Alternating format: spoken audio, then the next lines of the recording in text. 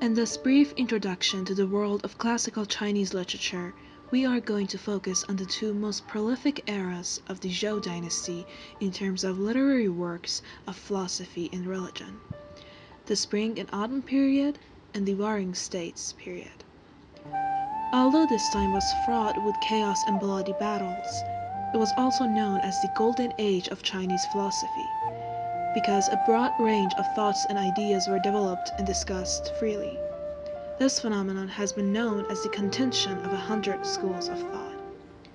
Of these many distinct philosophies, this video is mostly dedicated to Confucianism, a system of thought and behavior which formed the basis for Chinese religious and social belief systems, and developed from the teachings of Confucius, a philosopher and politician belonging to the Spring and Autumn period, who is traditionally considered the paragon of Chinese sages.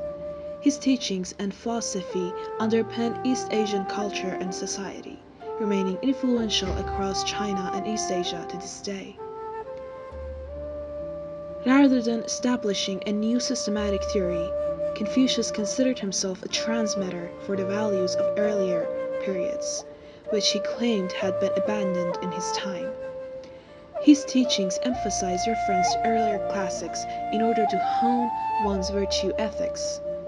He believed in the superiority of an internal sense of morality over explicit rules of behavior. Confucius had a tremendous impact on literature because his teachings were conveyed indirectly through allusion, innuendo, and anecdotes. He has been traditionally credited with either authoring or editing and compiling a collection of texts known as the 4 Books and 5 Classics.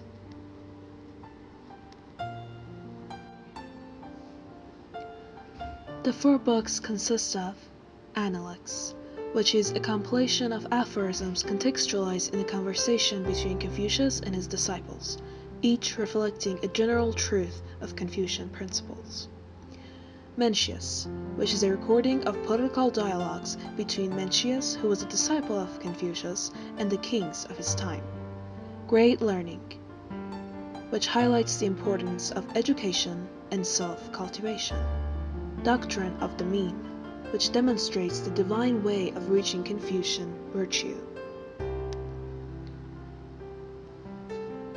Each of the 5 classics is a group of works with a common subject matter, embodying 4 visions which underpin the values of Confucianism.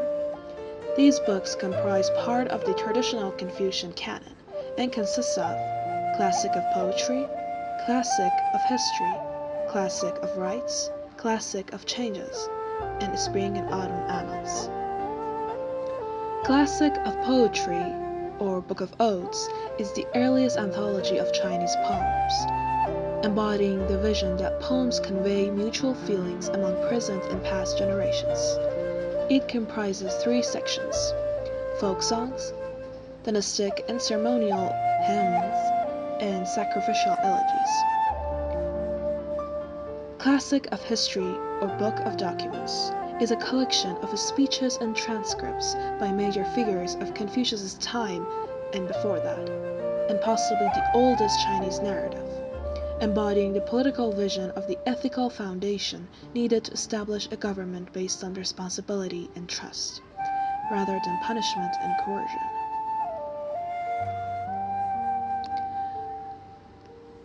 Book of Rites describes the social forms and ceremonial rites of the Zhou dynasty, embodying the vision that social harmony is maintained through partaking in communal tradition, as reflected in this aphorism from the Analects.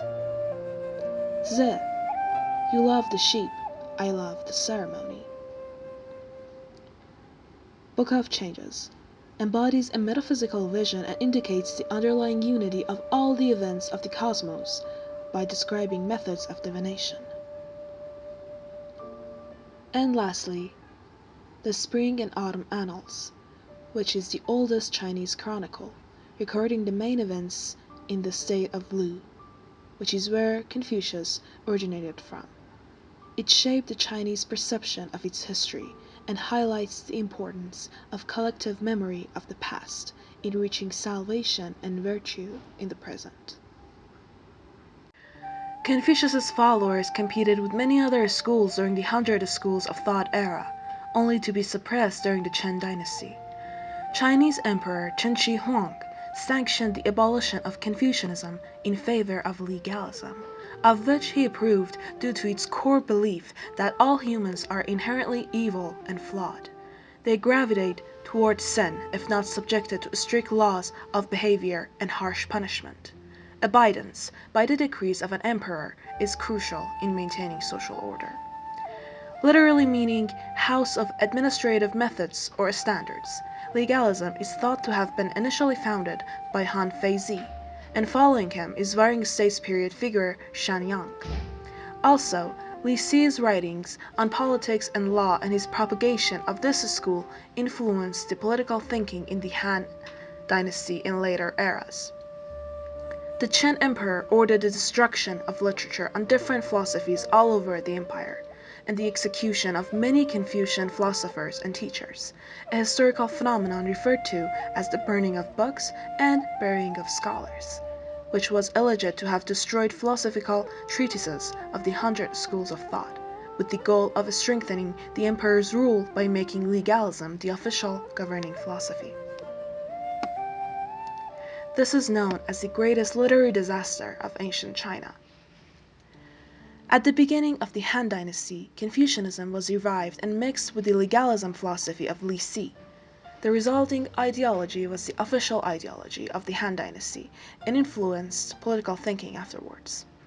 During the Song Dynasty, the 4 books and 5 classics were designated as the material for imperial examinations, administered for the purpose of selecting candidates for the state bureaucracy. The exams served to ensure a common knowledge of writing, Chinese classics, and literary style among state officials. In this way, Confucianism, as codified during the Song era, became the dominant political philosophy of several empires until modern times. The main contribution to Chinese classic literature during the Tang Dynasty was in the form of poetry, which is classified into 4 stages: Early Tang, High Tang, Middle Tang, and Late Tang. In this brief introduction, we focus on the 2 most notable High Tang poets, Li Bai and Du Fu, who are often thought of as China's greatest poets. Li Bai, labeled the Immortal of Poems, was one of the greatest romantic poets of ancient China. He wrote at least 1,000 poems on a variety of subjects, from political matters to natural scenery. His imagination, exaggeration, diction, and sonorous rhythms are characteristics of his poetry. His most famous poems are Thinking in the Silent Night, Hard is the Road to Shu, and Dreaming of Sightseeing in the Tianmu Mountains. Du Fu, labeled the Sage of Poems, also wrote more than 1,000 poems. He is regarded as one of the greatest realist poets of China. His poems reflect the hard realities of war, dying people living next to rich rulers, and primitive rural life. His most famous poems include The 3 Officers and The 3 Partings. And that's it for our brief introduction to the world of classical Chinese literature. Thank you for watching.